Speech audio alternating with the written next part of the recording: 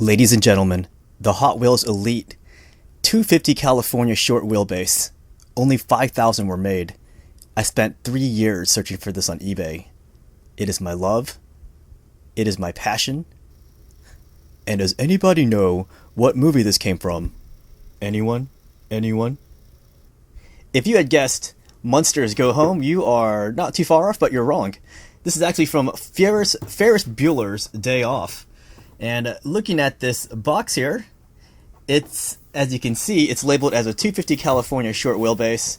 And although it has Ferrari's logos all over this box, there were some legal issues when Modena replicated this car for the movie because it was not a real Ferrari. We'll talk more about that later on, though. But yeah, the box says limited edition up to 5,000. And on the very back, it has what they call the Ferrari Stars collection. This is one of them. This is the Ferris Bueller's Day Off, but there are some other models out there. The Ferris Bueller's Day Off car is really, really, really hard to find. Like, when I saw this, I was very surprised. Alright guys, we are going to jump right into this look at this Hot Wheels Elite diecast. So, just to reiterate, the Hot Wheels Elite box does label this car as a 250 California short wheelbase, but the car in the movie is supposed to represent, more specifically, a 1961 Ferrari 250 GT Spyder California. But that car itself was fake. It was actually a replica. And if you look at the Historical Vehicle Association, they label this car more accurately as a 1985 Modena Spyder, because a company called Modena actually made a replica of the 61 Ferrari. So it was not a real Ferrari.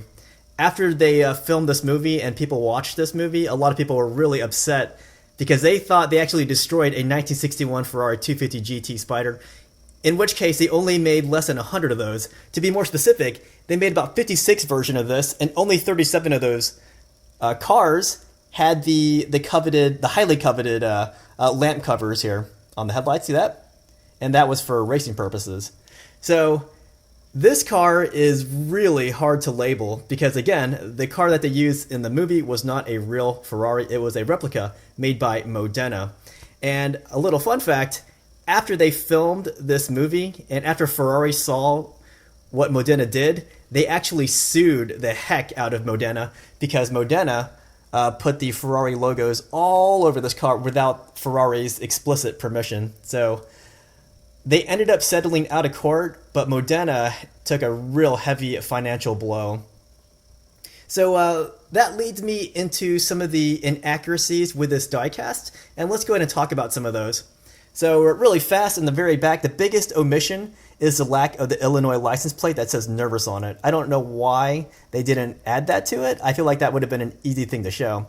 Also, the interior. This one is more accurately a tan interior. I even looked at pictures of the replica cars. They were also tan. But in one quick shot towards the end of the movie, when Ferris Bueller is making the car go in reverse, you can see a shot of the gas pedals with a cylinder block on it, and it looks like a gray interior. But in fact, it was actually a tan interior, so they used a stand-in car for that shot. The very front here, it's lacking the horse on the front grille. That is the Ferrari logo, and I can only speculate they did that for legal reasons. But again, why did they add the Ferrari decal on the top or on the front, and also the Ferrari name on the back? And right here, in one quick shot where Cameron's first introducing the Ferrari, one quick shot reveals a side marker on the bumper end. But in every other shot of the bumper end, you never see a side marker there. So that was kind of a curious omission to have it seen in one scene, but never seen again. And one more thing to add. You see these two silver round things here? They look like bolts. They do not exist in the movie variant, so I don't know what those are. So I think those are the biggest mistakes that I see. Aside from that, this is a pretty accurate diecast car. I actually like this one quite a bit. If you try to look on eBay for it, you're going to have a hard time. No one sells this car. They made 5,000 of these, but out of those people who bought this car, it seems like not a single one of them wants to sell it back. They really bought this for themselves. A lot of people buy diecast so that they can resell it in the future, but not this car. People bought this specifically for themselves. I do want to show you what the car looks like when you open it up. So it's actually very detailed. Again, this is a Hot Wheels Elite, not to be confused with the normal Hot Wheels, because Hot Wheels Elite takes the quality at one step, maybe 200 steps above a regular Hot Wheels diecast.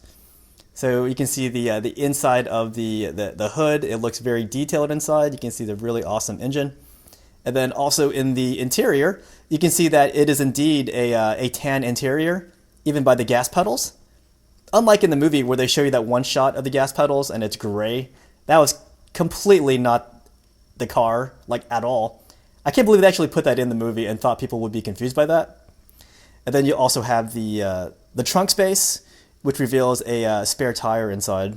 But yeah, if you had seen the 1986 Ferris Bueller's Day Off movie, this car plays a huge part in the storyline, and it also has tons of screen time. Like a lot of times, cars will be in a movie for like 2 or 3 minutes and still be considered a hero's car. But this Ferrari is in the movie for 16 minutes and 53 seconds. That is a lot of screen time. So to call this car a hero vehicle is really understating it. Excuse me. But yeah, you first see this car about 26 minutes into the movie. And does anybody know why Ferris Bueller takes this car from Cameron? Anyone? Well, that's because when they were talking to the to Principal Rooney, Cameron made the mistake of telling Principal Rooney to wait outside with Stallone. So because of that, Ferris Bueller had the bright idea to show up in this really fancy Ferrari, and his reasoning is that Mr. Fry would not be seen driving a POS. What do you guys think of this diecast? Do you love it like I do? And yeah, if you ever see it like on eBay, I would just grab it immediately. Like seriously, because when I got this car, there were like 30 people, maybe 40 people watching it.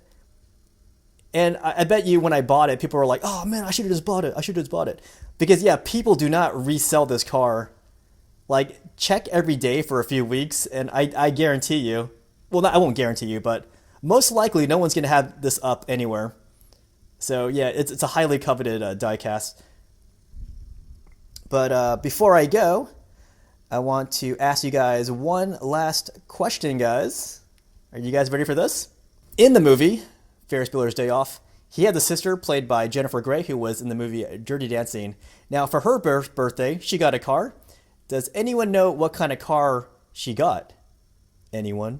It was a Pontiac Fiero. And does anybody know what Ferris Bueller got instead of a car? Anyone? He got a computer.